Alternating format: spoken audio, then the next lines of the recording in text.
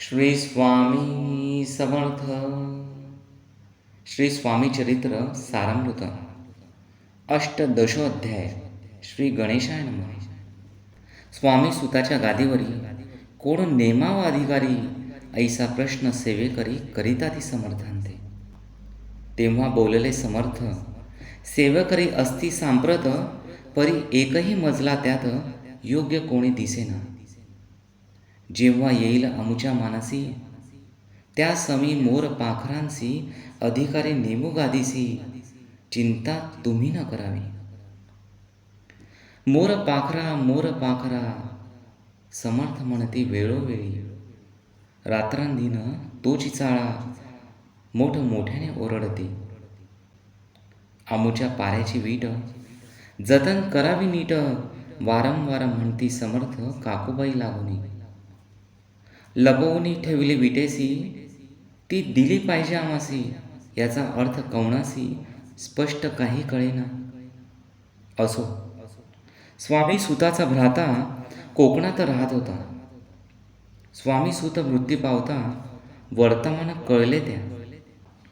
तो केवळ अज्ञान, दादातायांचे अभिधान, त्याचे शरीर असमाधान कृश होत चालला.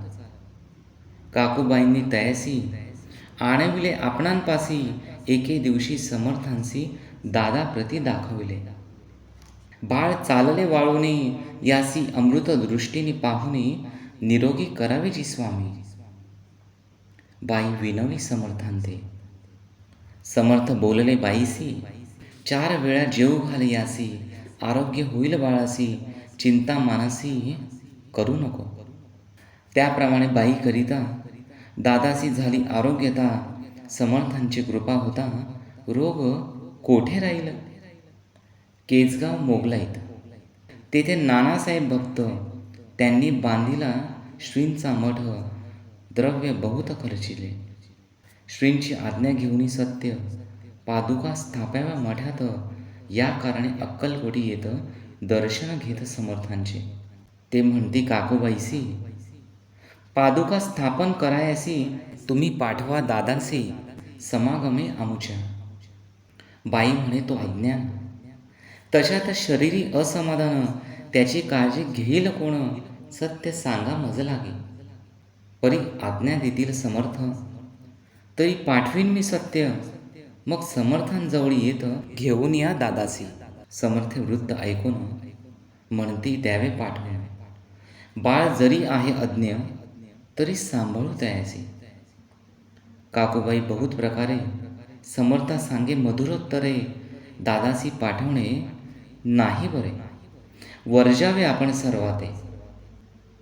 समर्थ दियेसी बोलले, त्यात तुझे काय गेले.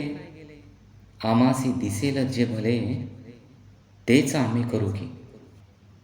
शेवटी मंडळी सांगाती दादांसी पाठविले केजे प्रती. पादुका स्थापन झाल्यावरती दादा आला परतून.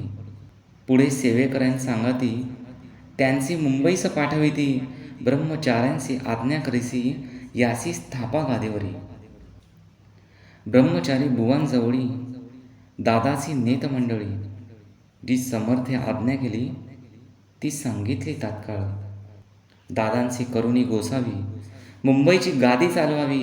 स्वामी सुतांची यास द्यावी, कफनी जुळी निशाण. ब्रह्मचारी दादासी उपदेशित दिवसनिशी, गोसावी होऊन गादीसी चालवावे आपण. दादा जरी अज्ञान होता, तरी ऐशा गोष्टी करिता नकार म्हणेची सर्वथा.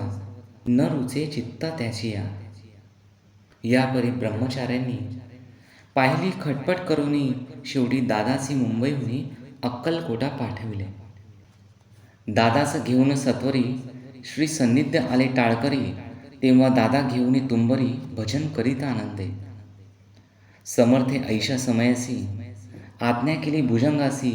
घेऊन माझ्या पादुकांसी मस्तकी ठेव दादाच्या. मोर्चेल आणूनी सत्वरी, धरा म्हणती त्यावरी. आज्ञेप्रमाणे सेवेकरी करिता ती तैसेच. श्रींच्या पादुका शिरी पडता, उपरती झाली त्याच्या चित्ता. हृदयी प्रगटला ज्ञान सविता, अज्ञान गेले लयाते. दादा भजनी रंगला.